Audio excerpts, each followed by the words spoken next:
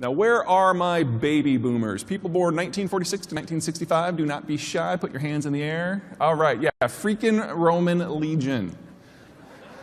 You guys are the largest generation as a percentage of the population that the United States has ever put together. And the problem with your generation, well, one of the problems with your generation is there's too damn many of you.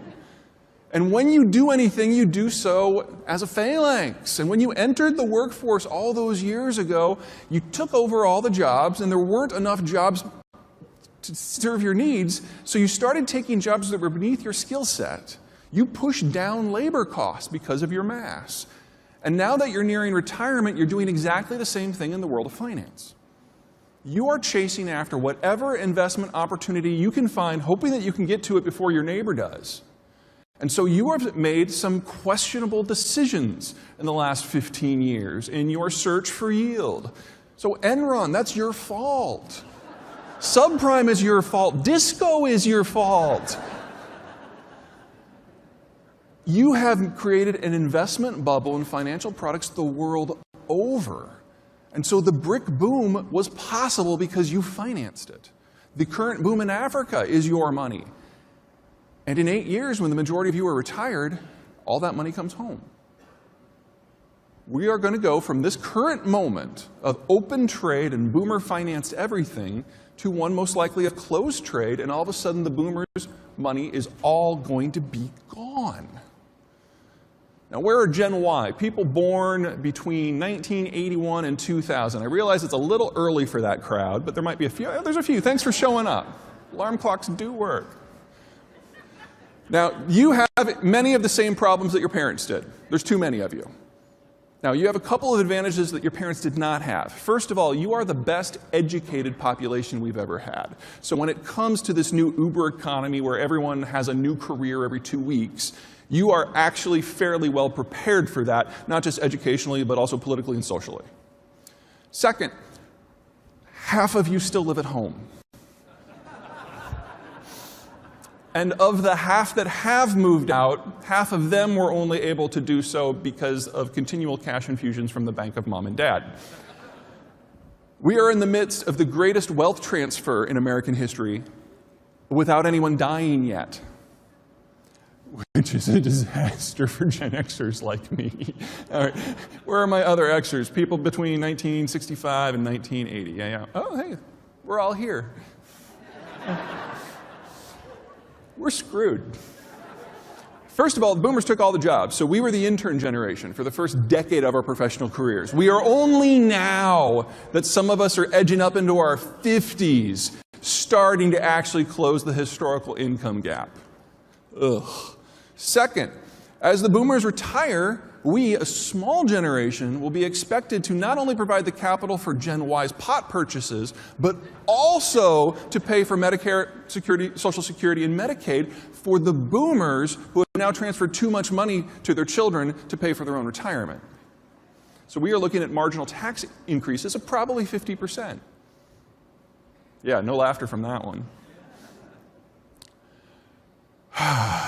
Now, as much as I dog on Gen Y, and they do deserve it, thank God they're there. 2 reasons. First of all, they're a young population cohort. The reason why economic growth in the United States is so strong right now is because of their consumption. Second, in 15 years, when Gen Y matures, and I use that word in its loosest possible way, they will fill out the tax-paying ranks in a way that Gen X never could. So by 2030, this flips again. And we go back to having a large generation that is financing everything. But what really pisses me off is that Gen Y is special. They're the only ones out there. This is the developed world demography without the United States. Everyone else has the Canada problem. There's no Italian-wise or German-wise or Japanese-wise. And so in just 15 years, we go from today, where the United States is the largest consumer power and largest financial power, to one in just 15 years, where we're the only financial power and only consuming power. So we got 15 more years of budget battles in Congress and of primaries and caucuses like the one that happened a couple days ago. Whew, that was entertaining. And then things kind of get back to normal, but not anywhere else. Quick look around the world.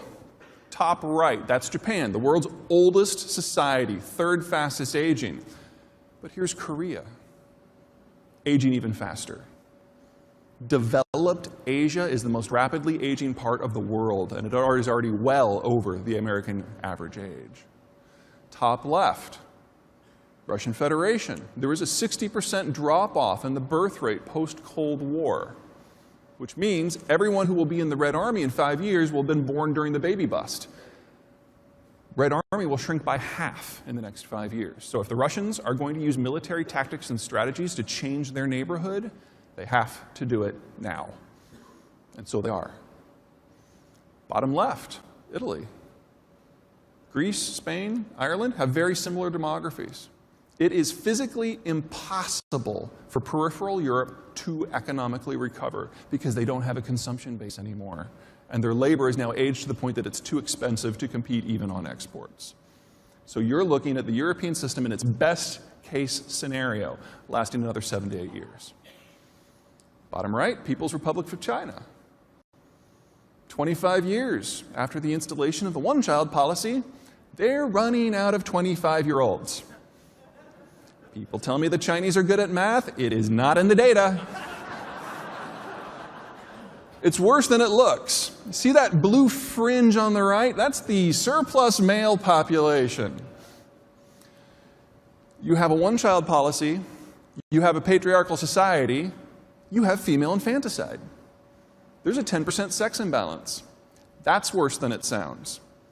Because when the industrialists in the coast realized that labor costs were skyrocketing, they went inland to find more workers, and they came back only with the women. Because you can put 6 chicks into a 300 square foot apartment.